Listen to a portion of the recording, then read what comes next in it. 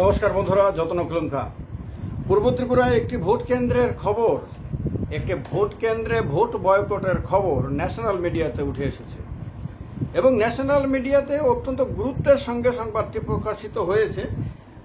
জায়গাটি প্রত্যন্ত ত্রিপুরার একটি অংশ, রাইমা ভ্যালি বিধানসভার অন্তর্গত সদাই মোহনপাড়া পোলিং স্টেশন। এই স্টেশনে, এই পোলিং স্টেশন এলাকাতে 900-র মতন মানুষজন থাকেন, তার মধ্যে 600 জন ভোটার। তারা ভোট কেন্দ্রের সামনে গিয়ে বিক্ষোভ দেখায়। তারা কেউ ভোট দেননি। সংবাদে প্রকাশিত সংবাদ অনুসারে তারা কেউ ভোট দেননি। কেন ভোট দেননি? তাদের বক্তব্য হলো 7 কিলোমিটার লম্বা যে রাস্তাটি আছে, গ্রামের রাস্তাটি, এই রাস্তাটি মেরামত করার জন্য মাসের পর মাস ধরে তারা একে ওকে ধরে আসছেন, অনুরোধ করে আসছেন, দাবি জানিয়ে আসছেন, কেউ পাত্তা দিচ্ছেন না। তাদের জলের সংকট, পানীয় জলের সংকট, তারা বারবার বলেছেন, কেউ পাত্তা দেয় না। শোনার মতন কেউ নাই। সবাই এত ব্যস্ত, এত বড় নেতা হয়ে গেছে, এত বড় বড় কাজে সবাই ব্যস্ত যে গ্রামের সাধারণ তিপ্রাসা মানুষদের এই ছোট্ট ছোট্ট দাবিগুলো পূরণ করার সময় তাদের নাই। তাদের বলে বলে ক্লান্ত হয়ে শেষ পর্যন্ত ভোট দেয়া থেকে বিরত থাকাই তারা সঠিক কাজ বলে মনে করেছেন। যদিও ভোট বয়কট করা উচিত না, প্রত্যেক নাগরিকের ভোটদানের অধিকার রয়েছে, ভোটদান তাদের দায়িত্ব, কর্তব্য, কিন্তু তারপরেও তারা মনে করেছেন ভোট না দিলে বোধহয় তাদের ইস্যুটা বেশি গুরুত্ব পাবে, সংবাদ মাধ্যমে প্রাধান্য পাবে এবং হয়তো আগামী দিনে তাদের এই ছোট্ট গ্রামীণ রাস্তাটি কেউ মেরামত করবে, হয়তো তাদের পানীয় জলের ব্যবস্থা করবে। এই গ্রীষ্মের দাবদাহে যখন প্রত্যেকটি মানুষ জলের সারাদিন 2বার 3বার 4বার করে স্নান করে বা পানীয় জলকে একটু পর পর জলপান করার দরকার হয়, সেই সময়ে তাদের এই যে কষ্ট, সেই কষ্ট হয়তো দূর করবে। এখন তার আগে একবার বলে নিই যে এই এলাকা, এই রাইমা ভ্যালি বিধানসভার অন্তর্গত এই সদাই মোহনপাড়া পোলিং স্টেশনটি, রাইমা ভ্যালি বিধানসভায় আপনারা শুনলে অবাক হবেন হয়তো, এখান থেকে যিনি বিধায়ক রয়েছেন, এমএলএ রয়েছেন, তিনি তিপ্রামথা পার্টির।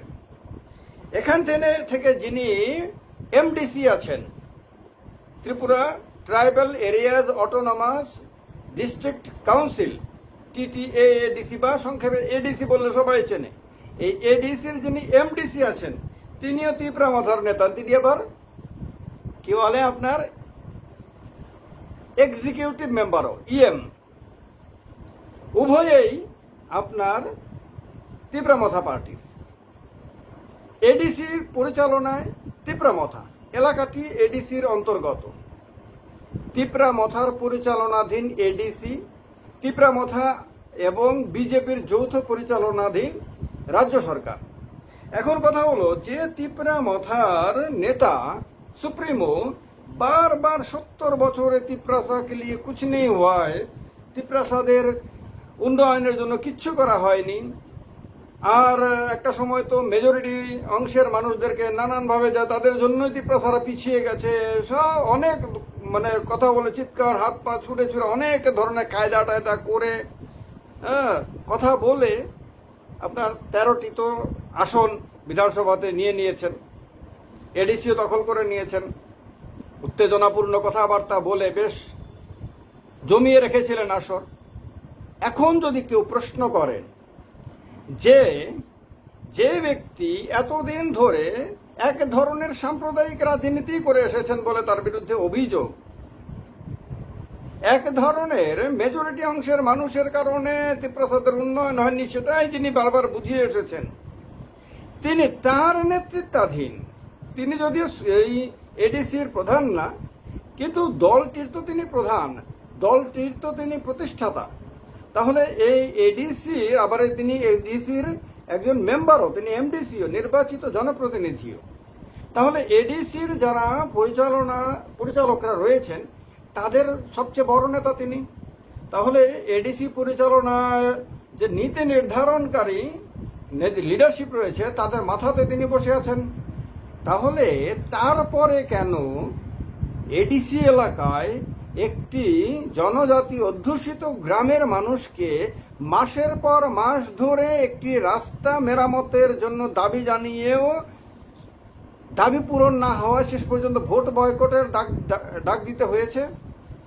কেন তাদের আজকের দিন পর্যন্ত পানীয় জলের সমস্যা সমাধান না করার কারণে তারা ভোট দেওয়া থেকে বিরত থেকেছেন?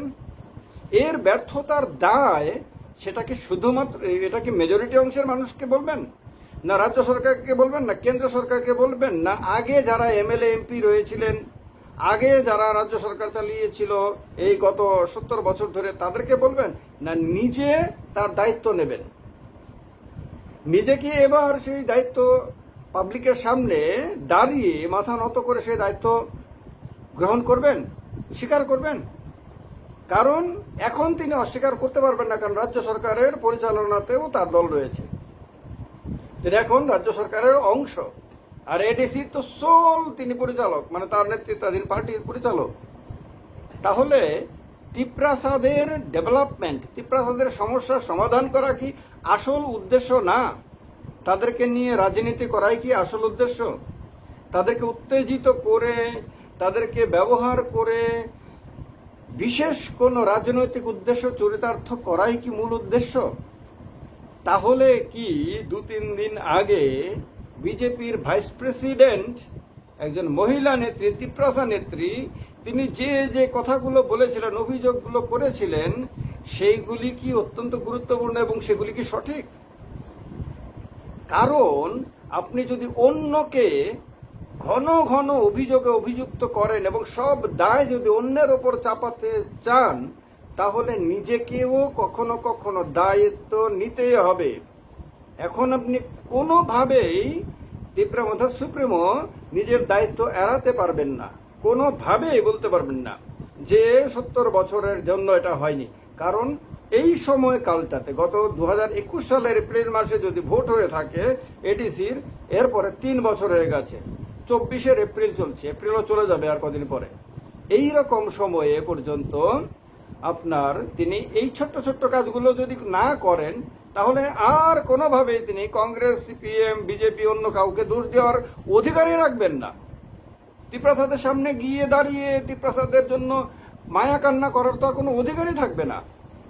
সুতরাং আজকের এই বয়কটের যে সিদ্ধান্ত তিপ্রাসারা নিয়েছেন, সেই সদাই মোহন পাড়ার ভোটাররা নিয়েছেন, তার জন্য কিন্তু কোনো না কোনো ভাবে তারা দায়ী, বা সেই ব্যক্তি দায়ী যে ব্যক্তি তিপ্রাসাদের উন্নয়নের কথা বলে এতদিন ধরে এক ধরনের রাজনীতি করে এসেছেন।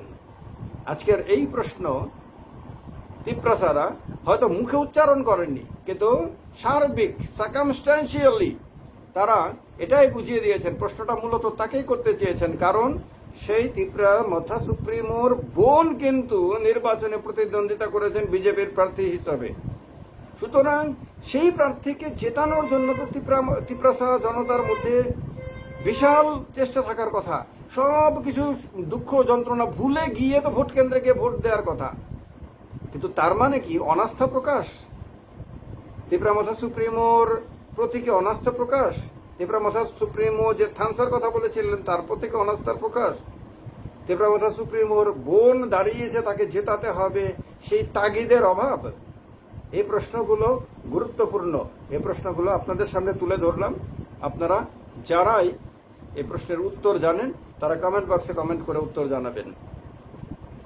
তিপ্রাসাদের উন্নয়ন হোক, সবাই চায়, রাজ্যের সব অংশের মানুষ চায়, কিন্তু তিপ্রাসাদেরকে নিয়ে কেউ ছেলে খেলা করুক, তিপ্রাসাদের উন্নয়নের নাম নিয়ে কেউ সংকীর্ণ রাজনীতি করুক, এটা কেউ চায় না, চাইতেই পারে না। এভাবে একটি রাজ্য এগিয়ে যেতে পারে না, এভাবে একটি জাতির উন্নয়ন কোনোদিন হয়নি, কোনোদিন হতে পারে না। আপনাদের মতামত যা তা কমেন্ট বক্সে কমেন্ট করে জানাবেন। ভালো থাকবেন, ভালো রাখবেন। ভিডিওটি ভালো লাগলে লাইক করবেন আর শেয়ার করবেন ম্যাক্সিমাম মানুষের সঙ্গে। ভালো থাকবেন। যত্ন করুন। নমস্কার।